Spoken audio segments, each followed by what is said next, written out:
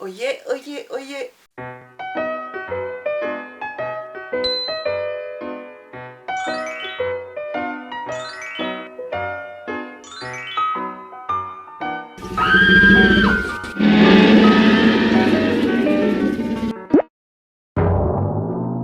J'espère que ça guette. Aujourd'hui on se retrouve dans un nouveau compte-rendu culturel et je vais te parler de toutes ces petites choses que j'ai écoutées, vues durant le mois. Alors ces derniers temps, je dois t'avouer que je n'ai pas lu, simplement parce que je n'avais pas de motivation à lire et que je faisais tellement de choses à droite à gauche que je ne prenais même pas le temps de lire, alors que j'aime bien lire, j'aime bien me poser à lire. Mais j'avais des envies de films et de me poser à regarder des films, donc c'est ce que j'ai fait ce mois-ci. Pour commencer, nous allons commencer avec les musiques. J'avais très envie de te parler de musique parce que oui, il faut que je te parle de musique. Sinon rien ne va. La musique c'est la vie, la musique c'est ma vie. Est-ce que la musique c'est ta vie? Peut-être. Je l'espère. En tout cas, voilà, je ne pouvais pas ne pas parler de musique. Nous allons commencer avec une artiste française qui s'intitule Pomme, ou de son vrai nom Claire Pommette, si je ne dis pas de bêtises. C'est pas forcément une chanteuse que je suis, c'est pas forcément une chanteuse que j'apprécie, mais je suis tombée sur sa chanson qui s'intitule Anxiété et qui est une chanson qui, étonnamment, j'aime beaucoup. C'est une chanson qui va parler de l'anxiété tout en subtilité, si je puis dire. Enfin voilà, j'ai beaucoup aimé cette musique. Si tu ne connais pas, je te recommande d'aller écouter. Tu peux la trouver un peu partout cette musique, donc pas de souci.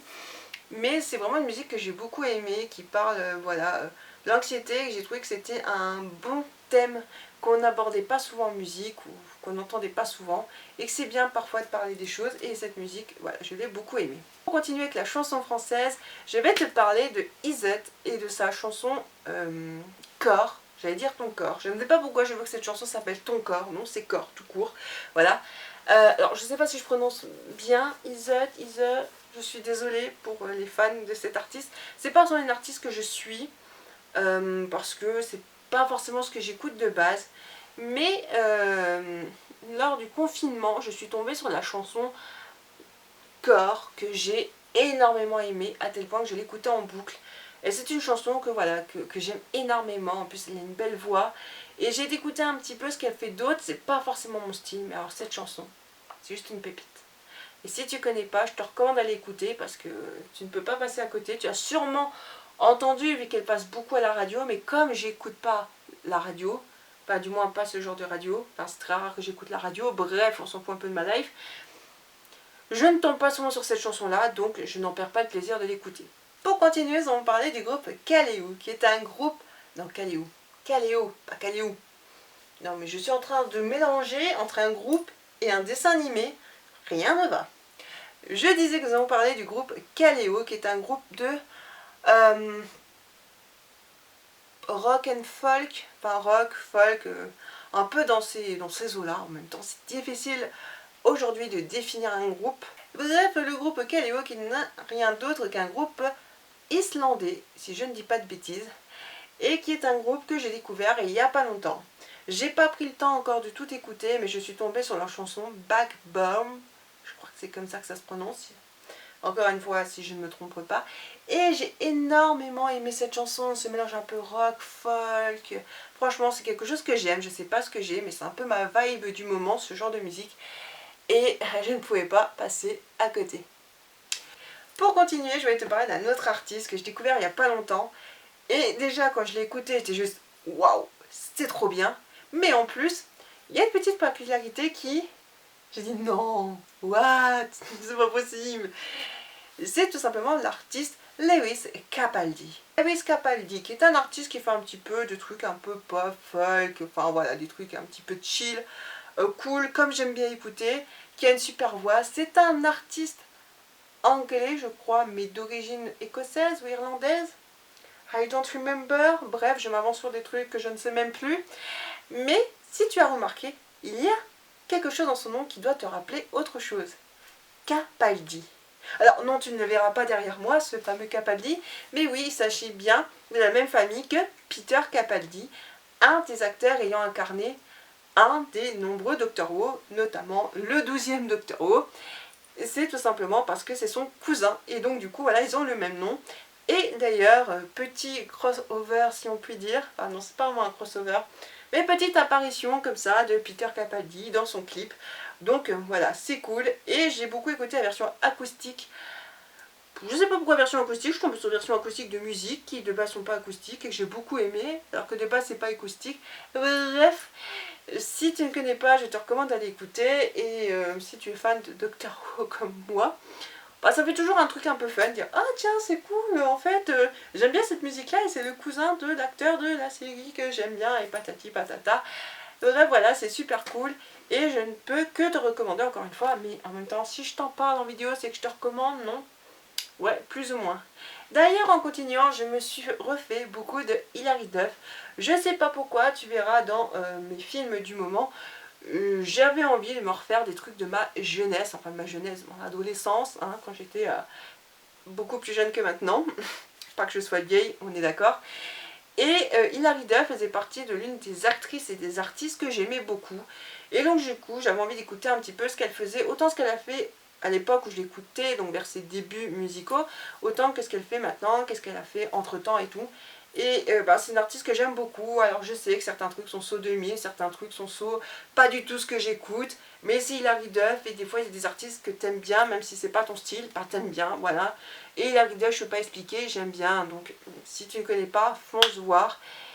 Et c'est genre juste génial. Et puis c'est toute mon adolescence, alors je ne peux pas ne pas écouter de temps en temps un petit peu d'Hilary Duff. Pour reparler d'un autre artiste anglophone et plus particulièrement d'un artiste anglais, je vais te parler de Passenger. Passenger est de base un groupe qui s'intitulait ainsi, sauf que à la sortie de leur premier album, que l'on connaît tous plus ou moins, qui avait fait beaucoup de bruit, qu'on entendait sur toutes les ondes des radios, le groupe s'est séparé. Et du coup, le chanteur s'est retrouvé tout seul. Et je crois que si je ne dis pas de bêtises, à l'heure actuelle, Passenger c'est plus qu'une personne, à moins que ce soit reformé ou qu'il y ait d'autres musiciens et tout. Mais je crois que Passenger c'est plus qu'un gars tout seul qui fait de la musique. Mais il y a cette chanson que je ne connaissais pas qui s'appelle London in the Spring. London in Spring, London in the Spring. Je l'avais bien le titre en fait, hein, je ne sais pas pourquoi. Je doute de moi. J'aime beaucoup cet artiste, j'aime beaucoup la musique de Passenger. Et j'avais craqué son premier album à l'époque. Après j'ai pas trop suivi ce qu'il faisait par la suite. Et j'ai pas acheté genre d'autres albums, d'autres choses. Mais je suis tombée sur cette musique que je ne connaissais pas. Et non seulement j'adore le style musical, non seulement j'aime cette musique, mais en plus London in the Spring, donc Londres au printemps.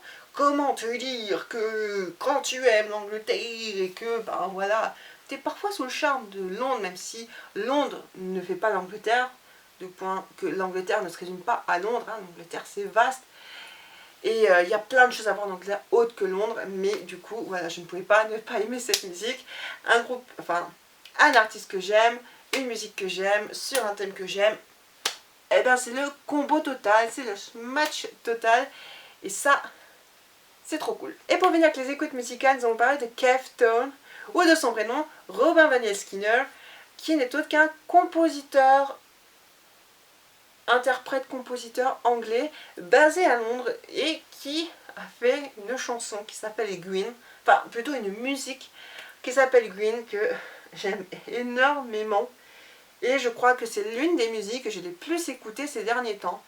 Je la trouve juste magnifique, et le clip est sublime, c'est un clip qui est fait un peu façon stop motion avec l'histoire de deux citrons. Alors oui, dit comme ça sur papier, ça paye pas de mine, pardon. Mais allez voir le clip, il est juste génial et je ne peux que te recommander Kev Tone parce que j'ai adoré, j'ai écouté d'autres musiques que j'ai bien aimées. Et c'est un peu ce que j'écoute en ce moment, donc du coup forcément, je ne pouvais pas ne pas aimer, passer à côté et je ne peux que te recommander. Et pour continuer avec la catégorie film, je vais tout simplement te parler d'un film que j'ai vu il n'y a pas si longtemps et que j'ai beaucoup aimé. Il s'agit d'un film d'animation Disney sorti en 2002. Je vais bien sûr te parler de La Planète au Trésor. La Planète au Trésor est un film que peu de monde ont aimé ou vu, un film qui a été assez controversé, surtout, et je suppose, parce qu'il utilise de la 3D dans la 2D. Moi, c'est quelque chose qui m'a pas dérangé, surtout qu'on se remet à l'époque, 2002, on essayait de faire des effets, de tenter des trucs, ouais, on commençait à découvrir la 3D, on en mettait un peu comme on pouvait dans la 2D. C'est sûr que c'est pas le top du top du top, au niveau effet visuel, mais je n'ai pas détesté les films, et visuellement, ça ne m'a pas dérangé pour ma part. Parler de ce film qui est juste génial et qui se déroule dans l'espace avec des pirates, franchement, pirate, espace, ambiance un petit peu steampunk, que demander de plus? Franchement, moi c'est un film que je surkiffe et je trouve que c'est un film qui est un petit peu sous-coté selon moi. Pour te parler de l'histoire, on retrouve simplement un jeune garçon, dont j'ai malheureusement oublié le nom, à une sorcellerie qui, justement, a tendance un petit peu à pas désobéir à sa mère, mais voilà, à se faire trop remarquer, à se faire ramener par la police à la maison, et à être un peu une sorte de caïd, si on peut dire ainsi. Sa mère qui tient une auberge est un petit peu désemparée par le comportement de son fils, jusqu'au jour où un personnage va débarquer pas loin de leur auberge, donner un objet au fils et de là va commencer une aventure dans l'espace entre marins de l'espace, pirates de l'espace, combat galactique. Oui, j'en rajoute peut-être un peu, mais en tout cas, c'est un petit peu le propos du film et c'est un film que j'ai énormément aimé parce que ça change de la plupart des films Disney qu'on a l'habitude de voir, parce que justement, on y retrouve un personnage masculin qui va se battre et qui ne cherche pas à essayer de séduire une princesse, ou justement qui ne va pas genre ouais, moi je suis le prince, je suis machin et je vais à la princesse. Non, c'est vraiment quelque chose d'à part et justement parce qu'on n'a pas ce contexte de prince, princesse, tout ça, peut-être que c'est pour ça que c'est un film qui a un petit peu dérangé, ou du moins qui a moins fait qu'il a moins eu de succès. Mais en tout cas, c'est un film que j'aime beaucoup et si tu ne l'as jamais vu, je te recommande d'aller le voir, ne serait-ce qu'une fois dans ta vie pour te faire un avis. Parce que oui, le film pour moi en vaut le détour et c'est un bon film Disney que j'ai bien aimé et ça change de ce qu'on a l'habitude de voir. Pour passer sur un deuxième film, je vais te parler d'un film, toujours Disney, mais cette fois-ci de 1971. Il s'agit simplement de L'Apprentie sorcière avec la talentueuse Angela Lansbury. Quoi, tu ne connais pas cette actrice? Pourtant, elle a joué dans la fameuse série Arabesque. Ah, tu ne connais pas cette série non plus? Oh, hey, oh, hein. Je vais te donner un petit indice là, tu vas me remonter le temps et puis tu vas aller me mater cette série. Hein. Bon. Après, chacun ses goûts et ses couleurs, mais c'est vrai que Arabesque, c'est une série que je voyais beaucoup quand j'étais gosse et que au fil du temps, j'ai beaucoup aimé, même quand je l'ai revue des années plus tard à la télé. Et c'est une actrice que j'apprécie beaucoup. Mais cette actrice, je ne l'ai pas connue grâce à la série Arabesque. Non, je l'ai connue bien plus jeune avec ce film L'Apprentie sorcière. Pour ce genre de film, on y retrouve simplement une Anglaise qui suit par correspondance des cours de sorcellerie dans le but de devenir une sorcière. On est pendant la Seconde Guerre mondiale et elle se retrouve obligée d'adopter, enfin d'héberger chez elle des enfants qui ont fui la guerre et qui du coup ne trouvent pas de foyer pour les héberger le temps de la guerre et le temps de fuir la capitale. Au départ, oui, il n'y a pas trop de lien amour entre ses enfants et ce personnage qui fait de la magie. Personne ne doit savoir qu'elle fait de la magie, et les seuls à savoir c'est ses enfants. Néanmoins, elle est déterminée à retrouver cette personne qui lui fournit les cours de magie par correspondance parce que il lui manque des formules pour continuer ses cours. Elle va finir par retrouver cette personne et s'apercevoir que cette personne n'est pas qui elle espérait qu'elle était. Ça ne va pas les empêcher de vivre des aventures et je trouve ce film magnifique. C'est un film un petit peu à la manière de Mary Poppins, mais Mary Poppins, lui, date de 64, alors que ceci date de 71, donc bien après. C'est l'un de ces fameux films où Disney incorporait de l'animation dans un film tout à fait classique. Et c'est quelque chose que j'aime énormément dans le cinéma, c'est cette incorporation de dessins animés dans un film, un peu à la manière, comme je le disais, de Mary Poppins ou encore de Qui veut sauver la peau de Roger Rabbit. C'est un film que j'aime énormément, que je n'avais pas vu depuis des années. Et là, j'ai qu'une envie, c'est de le remettre et de le revoir. Donc, comme quoi, c'est un film que j'aime beaucoup. Avec beaucoup d'humour et beaucoup... ouais, beaucoup d'humour. Alors, bien sûr, je préviens, ça chante dans ce film. Si tu n'aimes pas les films qui chantent, bon bah ne va pas regarder ce film-là. Mais encore, ça ne chante pas autant qu'un Mary Poppins, même si ça chante. Et je comprends que le fait que ça chante, ça puisse dégoûter certaines personnes. Mais il faut savoir que dans Disney, bah, malheureusement, ça chante beaucoup. Parce qu'il y a beaucoup de personnes qui sont en mode « Ouais, enfin, je voudrais bien regarder Disney, mais ça chante, quoi. Moi, j'aime pas trop les dessins animés ou les films quand ça chante. » Eh ben, ne regarde pas un Disney. Et dans ce cas-là, c'est que tu n'aimes pas la patte Disney, qui est bien sûr de la chanson dans les films, même s'il y a beaucoup de films où il n'y a pas de chanson.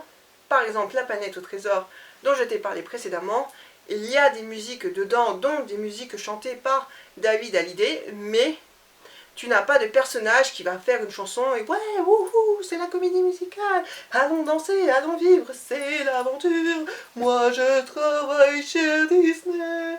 Oui, non, oui, je m'emporte un peu, mais voilà, il n'y a pas de ça dans ce film-là.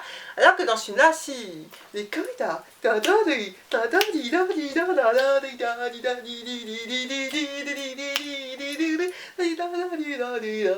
et ce qui est incroyable dans ce film-là, si tu as déjà lu Mary Poppins et que tu es fan de ce film-là, tu pourras remarquer que l'on retrouve David Tomlinson.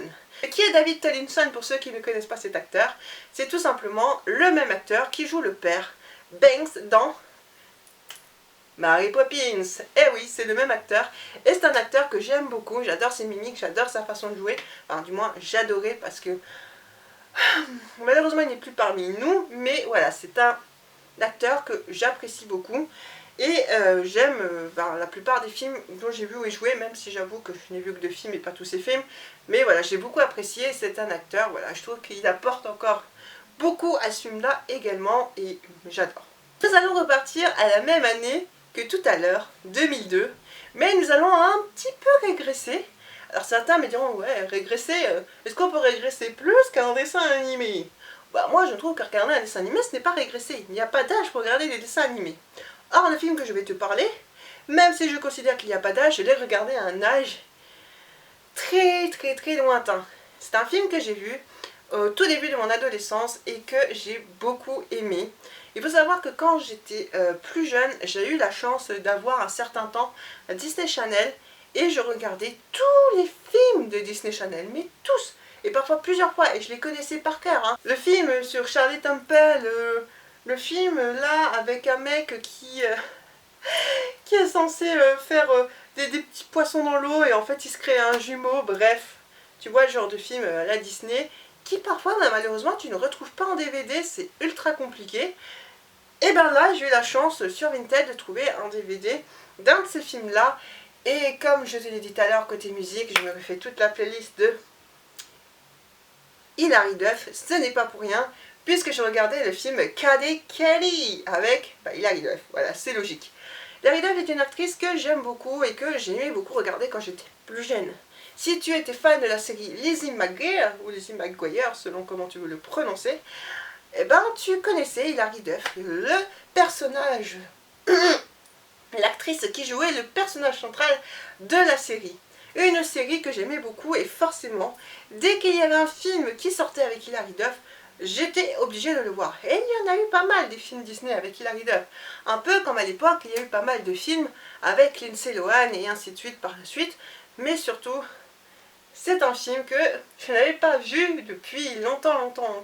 Je crois que j'avais dû le voir 1 ou 2 fois à la télé et puis basta. Je ne savais même pas que des DVD de ce genre de film étaient possibles et j'ai plus envie de me pencher sur la question, sur le sujet et d'essayer de trouver des DVD d'autres films comme ça que j'aimais beaucoup et que je n'ai pas eu la chance de revoir. Dans ce film, tu vas également retrouver Christy Carlson Romano. Ce nom d'actrice ne te parle pas, mais si tu es fidèle à Disney, ça va peut-être te dire quelque chose. Te souviens-tu de la série La Guerre des Steven avec Shia LaBeouf? Et bien c'est tout simplement l'actrice qui jouait sa sœur et elle joue également de ce film. Ce n'est pas le seul acteur ou la seule actrice que l'on retrouve puisqu'il y a Sean Moore. Oui, enfin Sean Moore, bref Sean Moore qui joue dans X-Men. Oui, tu sais, cet acteur blondiné avec des petits yeux bleus, hein? Et ben il joue également dans le film. L'acteur me disait quelque chose et je me disais mais où est-ce que je l'ai déjà vu? Oui, bah oui, dans X-Men, bon voilà, mais il aussi dans d'autres films. Pour te raconter l'histoire de ce film, il s'agit tout simplement de l'histoire de Kelly, dont ses parents sont séparés. Son père est reporter et sa mère travaille dans une maison d'édition. Mais sa mère a décidé de reconstruire sa vie avec un homme qui était militaire. Il va retrouver une place en tant que directeur dans une école militaire où il était lui-même dans sa jeunesse, et du coup ils vont déménager. Kelly étant une jeune fille assez extravagante, artistique, étant dans une école d'art, bah pas très bien accepter et apprécier ce déménagement, puisque non, elle ne restera pas dans son école artistique, mais elle va devoir aller à l'école militaire. Entre catastrophe, déshonneur et non envie d'être dans cette école, va s'en suivre tout un tas d'aventures. Mais Kelly, va se dire que tout compte fait, même si on n'a pas envie de faire quelque chose, il faut aussi d'un côté savoir rendre heureux ses parents et ses beaux-parents suite à de nombreux événements arrivants. Si tu veux savoir la suite, je te laisse aller voir le film. C'est un film que j'ai beaucoup aimé. Voilà, je suis retombée en adolescence en voyant ce film, et c'est un film que j'ai beaucoup apprécié. Après, je suis d'accord, c'est pas le film de l'année, hein, c'est le film où tu te poses là, tu mets ton cerveau à côté, tu te poses zéro question, popcorn et puis paf, voilà. Mais c'est un petit film qui va, enfin moi ça m'a fait ma soirée. Et j'aime bien des fois ce genre de films légers qui font ta soirée, qui te rappellent ton adolescence et en mode soirée pyjama. Donc voilà, ce film-là, je l'ai beaucoup apprécié. C'est envie de te faire une idée si tu aimes ce genre de film. Si tu es fan de Lizzie McGuire et de ses autres acteurs, et ben tu peux aller voir le film. Et oui, ho ho ho ho. Je ne sais pas ce que je fais. J'essaie peut-être de te convaincre d'aller voir ce film. Mais je suis pas sûre que ça marche vraiment. Pour terminer côté film, je vais te parler de l'un de mes films préférés, si ce n'est le number one. Il s'agit tout simplement de Goodbye Lenin, réalisé par Wolfgang Becker et sorti en 2003. Goodbye Lenin est un film, pour être franche, que j'ai dû voir une fois en cours d'allemand quand j'étais au collège, parce que vers la fin de l'année, avouons-le-nous, la plupart des profs ne savent plus trop quoi faire et finissent par nous passer des films pour occuper le peu d'élèves qui ont continué à aller en cours. Ou tout simplement, parfois, certains professeurs ont envie de passer des films pour nous faire comprendre une partie de l'histoire en cours d'histoire, ou nous faire comprendre une œuvre, mais en mode visuel plutôt que livre, en cours de français par exemple. Ce professeur avait décidé de nous passer ce film Goodbye Lenin, et pour tout avouer, c'est un film qui m'avait marqué. Peu de temps après, nous avons trouvé le DVD et je le faisais regarder à ma mère en disant « Regarde ce film, il est trop bien et tout ».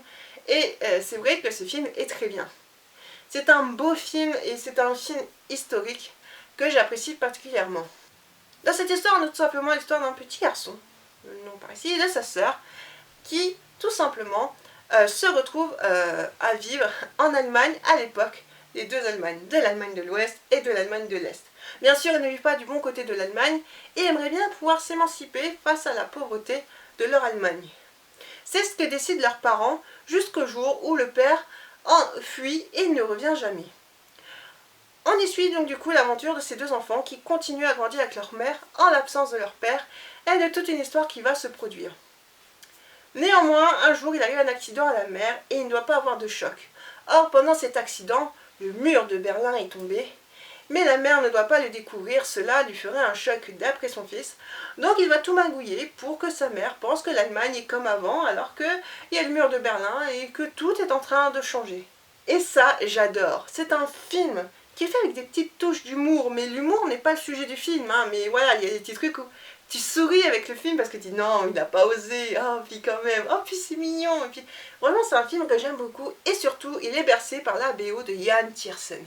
Et Jan Tiersen est un compositeur que j'aime beaucoup, et bien que je ne sois pas fan de ce qu'il fait en solo en dehors des films, j'aime beaucoup les BO qu'il a fait pour les films, notamment Amélie Poulain et Goodbye Lenin. Et la BO pour Goodbye Lenin est juste sublime, et si tu ne me crois pas, va écouter Summer 78 ou Summer 78 comme je le prononce à la française, parce que je suis française et que je prononce à la française. Oui, oui. Je suis désolée, des fois l'accent anglais ne veut pas. Donc du coup, cette BO est juste magnifique et cette chanson est juste sublime. C'est vraiment une chanson que j'aime beaucoup. Et je l'écoute en boucle, cette chanson, enfin du moins je l'écoutais en boucle, mais j'aime toujours autant l'écouter en fait. Et juste le film est magnifique, et je trouve qu'on a des beaux plans, on a une belle colorimétrie, on a une histoire touchante et qui est magnifique, et franchement, j'adore ce film et je ne me lasse jamais de le voir. Et une fois que je l'ai vu, j'avais juste une envie, c'était remettre le DVD, le revoir par derrière, et je pense qu'une fois que je l'aurai revu, ben, j'aurai envie de le revoir. Donc franchement c'est un film que je peux regarder à l'infini, tellement je l'aime. Rien que de t'en parler, là j'ai envie d'aller mettre le DVD et d'aller revoir le film. Bon, malheureusement, j'ai pas le temps pour ça, hein. Y a plein de choses à faire dans une vie. Mais franchement, je pourrais passer ma vie à regarder ce film-là, tellement j'adore ce film. C'est un film dont je ne me lâche jamais et que je te recommande, mais chaudement, parce que C'est un grand film pour moi et c'est quelque chose que j'aime énormément. Bien sûr, je pèse mes mots quand je dis grand film. Chacun voit un grand film, avait envie de voir un grand film. Chacun ses goûts et ses couleurs, encore une fois. Mais voilà, c'est un film que j'aime beaucoup. Sur ce, on en a fini avec ces comptes rendus culturels. Moi, je te dis à bientôt dans un prochain épisode, dans une prochaine vidéo. En attendant, éclate-toi bien, profite bien de la vie. Et comme le disait Whoopi Goldberg, tu peux rester toi-même si et seulement si tu n'as pas peur de ne pas être aimé par tout le monde, tu n'as pas peur d'être rejeté. Ça énerve les gens que tu sois toi-même.